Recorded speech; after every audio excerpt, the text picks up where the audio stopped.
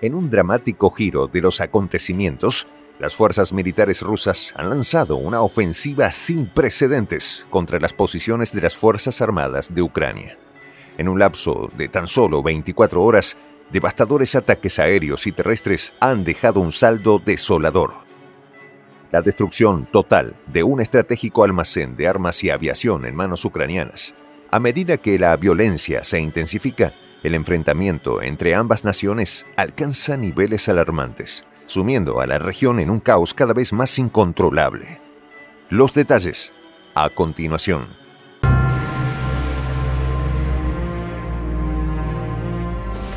Voz de la Patria Grande. La eficacia brutal de los ataques rusos diseñados para aniquilar la capacidad militar de Ucrania plantea serias interrogantes sobre el futuro de la estabilidad en Europa Oriental y las repercusiones globales de este conflicto en escalada. Durante las últimas 24 horas, las fuerzas militares rusas llevaron a cabo una serie de ataques contra las posiciones de las Fuerzas Armadas de Ucrania.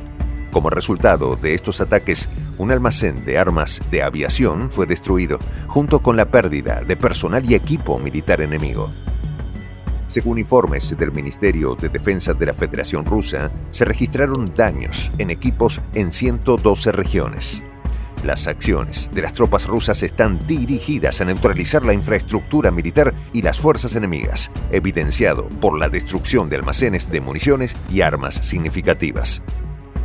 El uso efectivo de diversos tipos de armamento permite la precisión en los ataques, lo que según el Departamento de Defensa ruso contribuye a reducir la actividad de las Fuerzas Armadas ucranianas en la zona de la operación militar especial. Mientras tanto, se nos presenta el nuevo engaño de Zelensky. ¿Por qué el líder ucraniano ha decidido reclamar múltiples regiones de Rusia? El decreto del presidente Vladimir Zelensky sobre tierras rusas históricamente habitadas por ucranianos abre un avispero. A finales de enero, el presidente ucraniano Vladimir Zelensky firmó un decreto sobre territorios rusos históricamente habitados por ucranianos, que incluye medidas destinadas a preservar la identidad nacional de los ucranianos en Rusia. Esta es la restauración de la verdad sobre el pasado histórico por el bien del futuro de Ucrania, dijo Zelensky en un discurso en video en el Día de la Unidad Anual de su país. El decreto publicado establece que el gobierno de Kiev ha recibido instrucciones de desarrollar y presentar un plan de acción al Consejo de Seguridad Nacional y Defensa de Ucrania.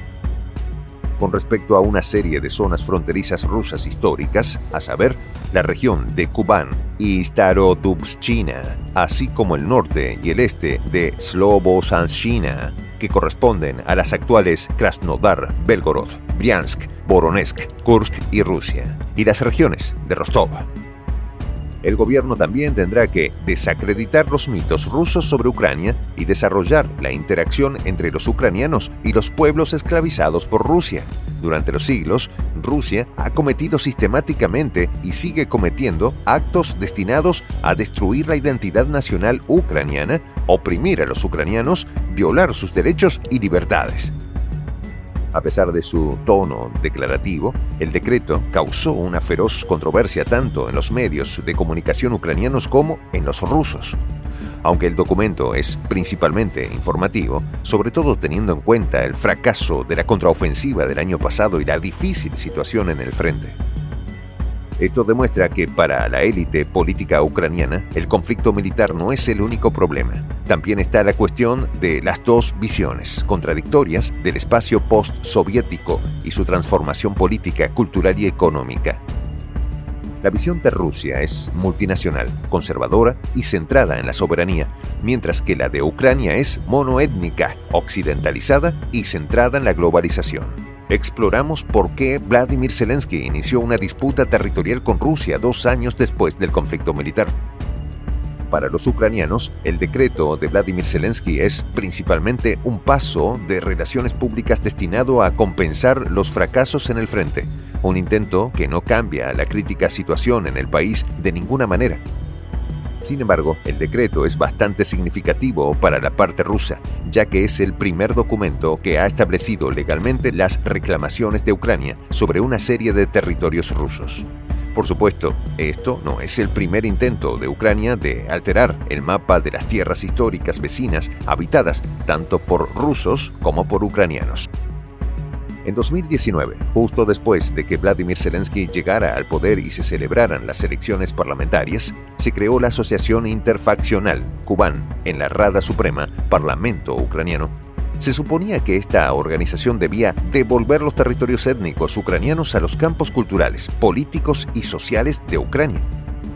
Por cierto, esta asociación fue creada por Alexei Goncharenko, un ex miembro del Partido de las Regiones prorruso que estudió en la Academia Rusa de Economía Nacional y Administración Pública en Moscú.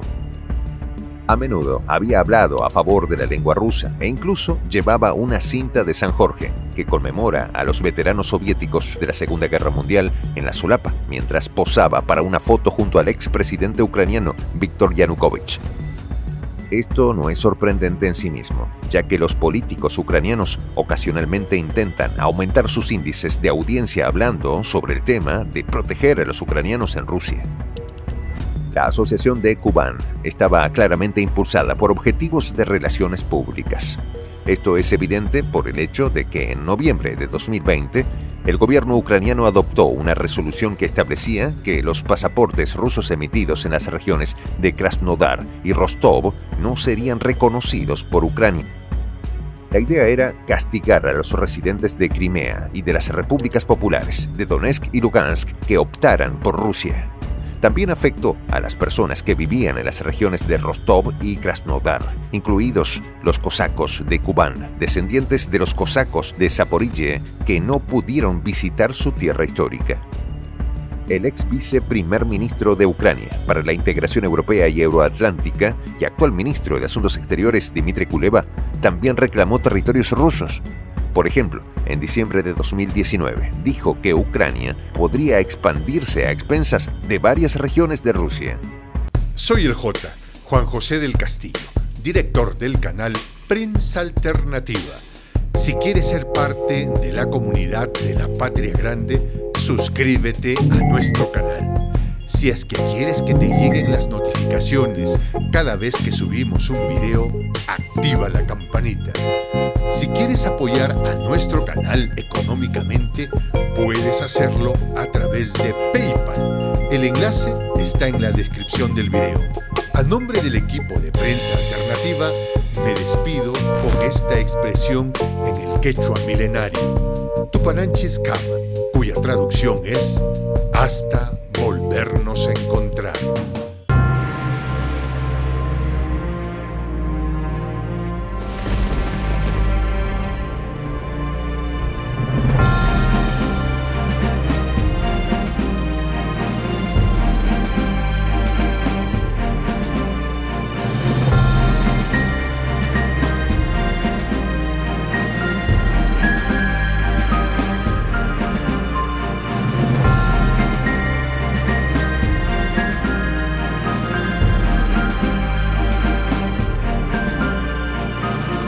Voz de la Patria Grande.